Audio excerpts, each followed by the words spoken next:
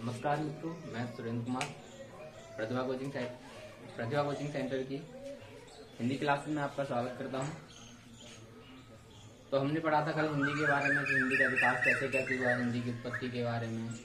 हिंदी सबसे विश्व की सबसे प्राचीन भाषा कौन सी है। ज़्यादातर लोग संस्कृत को मानते हैं, लेकिन ऐसा नहीं है। विश्व की सबसे प्राचीन भाषा सुमेरियन है, लेकिन भारत के सापेक्ष में सबसे प्राचीन जो भाषा मानी जाती है वो संस्कृत मानी जाती है। इत्यादि के बारे में हमने जानकारी प्राप्त की थी।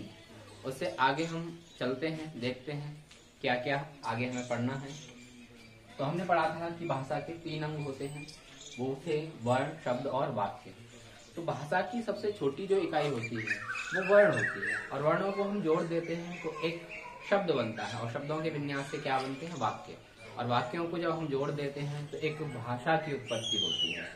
तो इस संसार में ऐसा माना जाता है कि लगभग 3000 भाषाएं हैं, और 3000 भाषाओं के कितने अंग होते हैं, 3 अंग होते हैं, वर्ण, शब्द और वाक्य।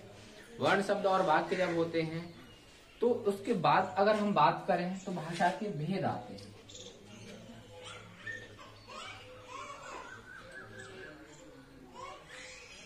भाषा के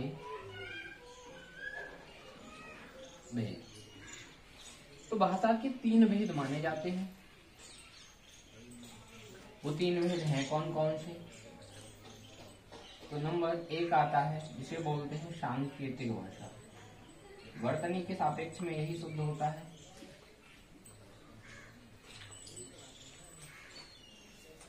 सांकेतिक भाषा। दूसरा होता है जिसे बोलते हैं मौखिक भाषा।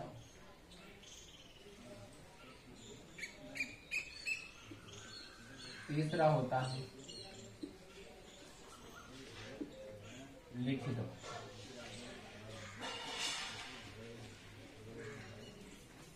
मैंने कहा भाषा के कितने भेद होते हैं, 3 भेद होते हैं, सांकेतिक भाषा, मौखिक भाषा और लिखित भाषा।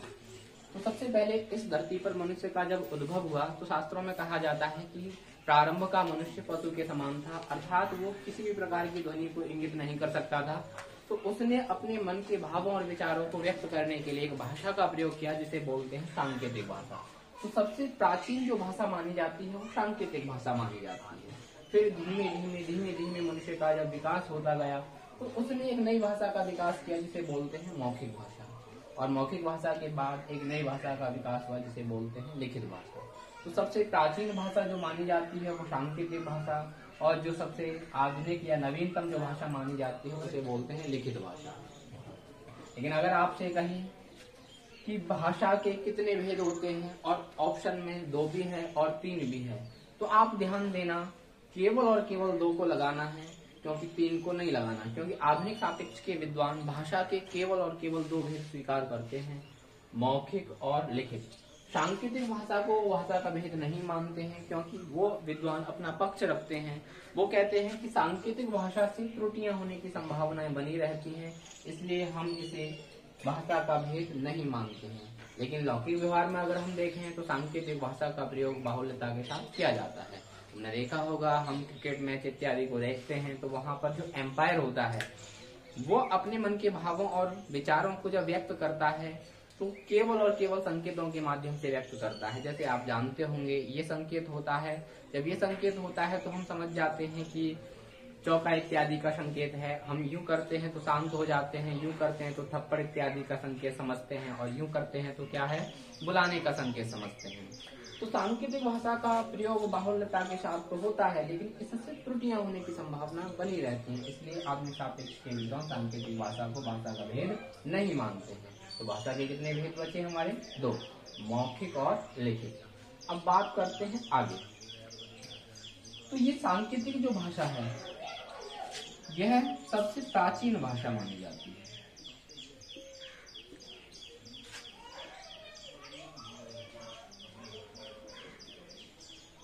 सबसे प्राचीन रूप, यह भाषा का मूल रूप होता है।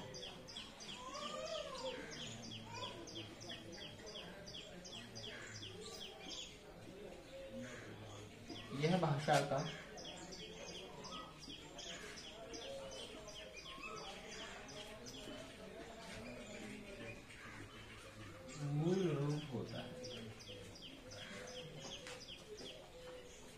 आपसे अगर कोई कहता है कि भाषा के भेद बताओ तो 3 बताने हैं, सांकेतिक, मौखिक और लिखित। अगर ऑप्शन में 2 और 3 दोनों हैं तो 2 को वरीयता देनी है। वो कौन कौन से? मौखिक और लिखित। सांकेतिक भाषा को भाषा का भेद नहीं बताना। आगे बात करते हैं।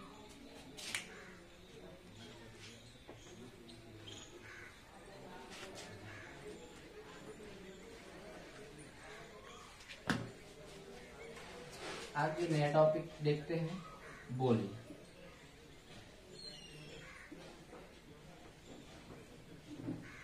बोली किसे कहते हैं? तो भाषा का वह अल्प विकसित रूप जो एक सीमित दायरे में, सीमित क्षेत्र में बोला जाता है, उसे बोली कहते हैं। यह भी विचारों का आदान प्रदान करने का माध्यम होता है, लेकिन यह सीमित होता है और सीमित होने के कारण इसका कोई व्याकरण नहीं होता है।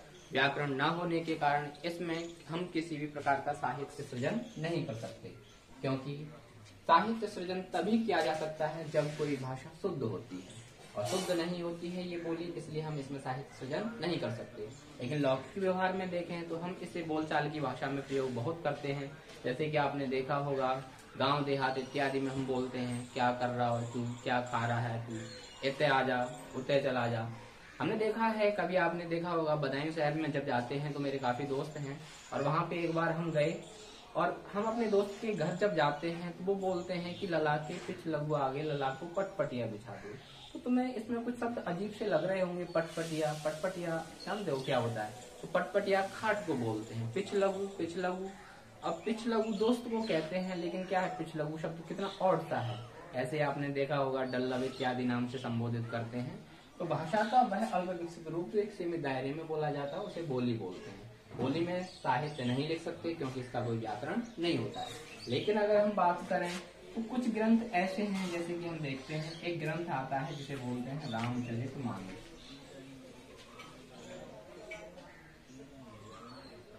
रामचरितमानस, रामचरितमानस के जो रचनाकार माने जाते हैं वो गोस्वामी,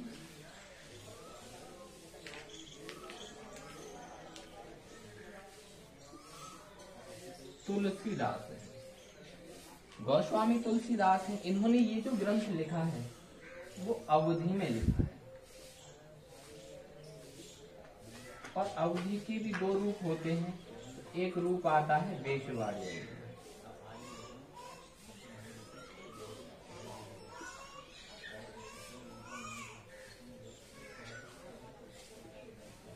तो आपसे अगर कोई पूछता है कि रामचरितमानस के रचनाकार कौन है, तो गोस्वामी तुलसीदास है। तुलसीदास का ये गोस्वामी गोत्र का नाम था। तो इन्होंने ये जो ग्रंथ लिखा है वो अवधि में लिखा है, और अवधि के 2 रूप होते हैं। कौन कौन से? तो एक रूप आता है वेशवाड़ी अवधि। तो अगर ऑप्शन में अवधि भी है और वेशवाड़ी अवधि भी है तो आपको केवल और केवल क्या बताना है? वेशवाड़ी अवधि। ऐसे ही आगे चलते हैं तो एक ग्रंथ आता है जिसे बोलते हैं साहित्य लहरी। साहित्य लहरी के रचनाकार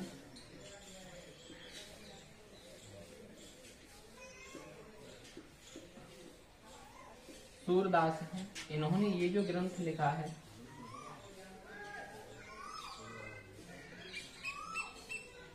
ब्रज भाषा में लिखा है। ब्रज भाषा में लिखा है। तो मैंने कहा कि बोली का एक सीमित दायरा होता है, इसका कोई व्याकरण नहीं होता है, इसमें साहित्य नहीं लिख सकते।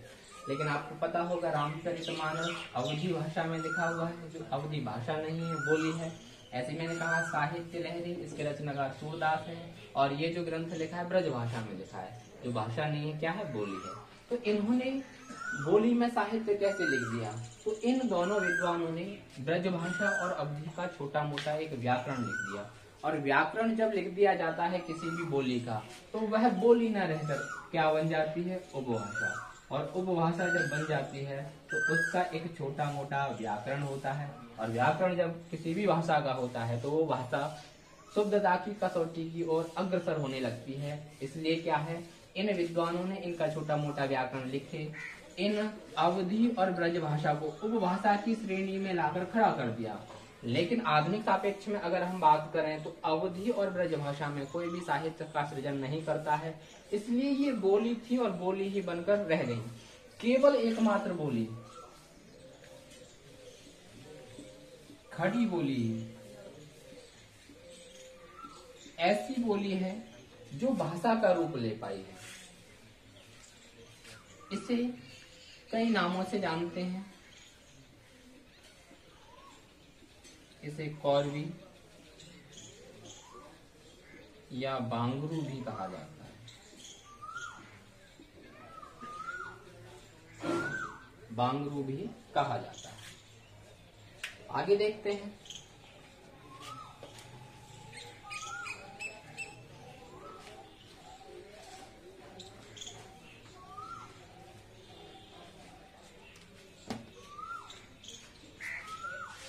अगली हेडिंग देखते हैं उपभाषा।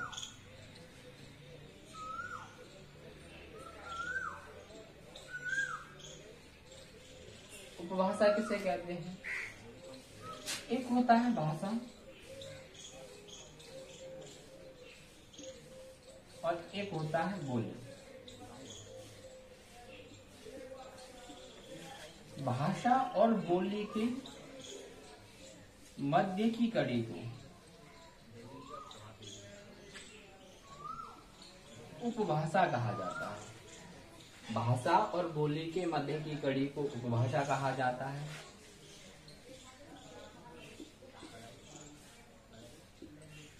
हिंदी भाषा की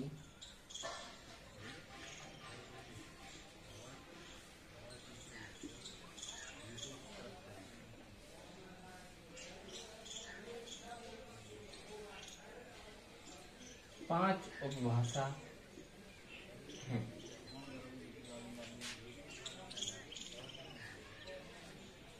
और हिंदी की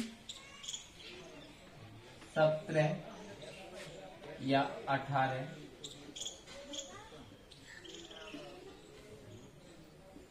बोलियां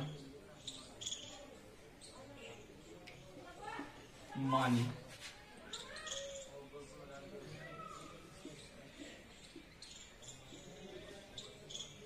जाती। तो आपसे कहें उपभाषा क्या होती है, तो भाषा और बोली के मध्य की कड़ी को उपभाषा कहते हैं। हिंदी की 5 उपभाषाएं होती हैं। इसे हम साहित्य में अच्छे से पढ़ेंगे। अगर आपसे कहता है कि हिंदी की बोलियां बताओ, तो हिंदी की जो मानक बोलियां मानी जाती हैं वो 17 या 18 मानी जाती हैं। आधुनिक सापेक्ष के जो विद्वान बोलियां मानते हैं वो 18 मानते हैं।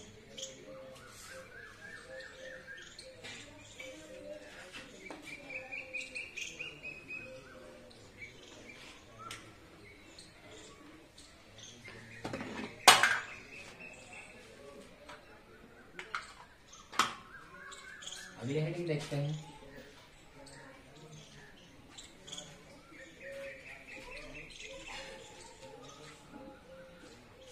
भाषा की विशेषता। भाषा की निम्न विशेषताएं होती हैं। हम देखते हैं क्या क्या विशेषताएं होती हैं। तो सबसे पहले जानते हैं कि भाषा जनक कौन माने जाते हैं।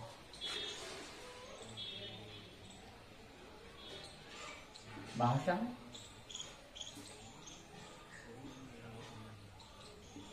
विज्ञान के जनक। विज्ञान नहीं होता है, विज्ञान होता है। भाषा विज्ञान के जनक।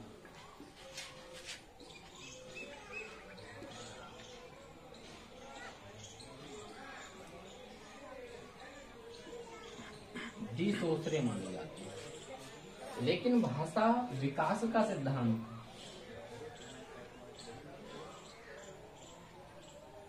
भाषा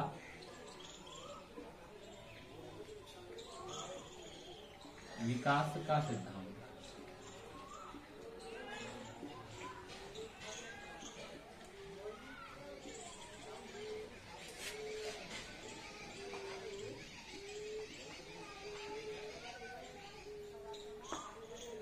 चौमस्की ने दिया। अगर आपसे पूछता भाषा विज्ञान के जनक तो डी सोसरे, लेकिन भाषा विकास का सिद्धांत किसने दिया था, तो चौमस्की ने दिया था। आगे देखते हैं।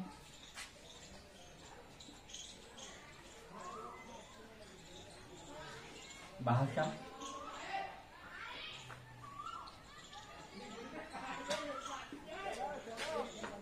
अर्जित शब्द। भाषा अर्जित संपत्ति है। अगला देखते हैं, एक सामाजिक प्रक्रिया है।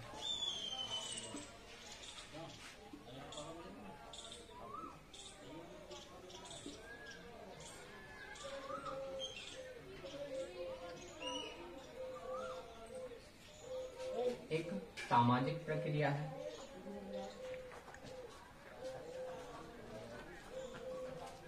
लेकिन भाषा अर्जन की क्षमता, लेकिन भाषा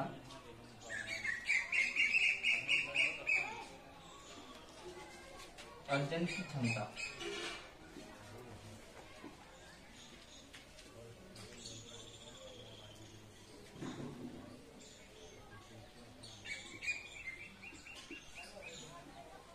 जन्मजात होती है।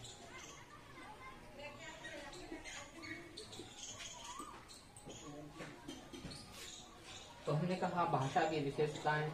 सबसे पहला, भाषा विज्ञान के जनक।